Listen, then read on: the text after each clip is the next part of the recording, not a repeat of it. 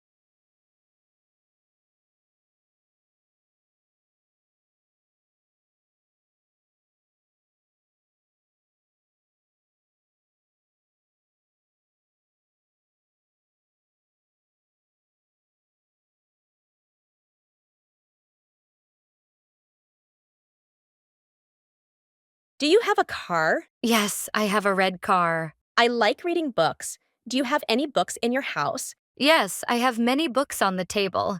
Can I sit in your chair? I hear a bird singing. Do you see it? No, I do not see it, but I can hear it too. I see a dog outside. Whose dog is it?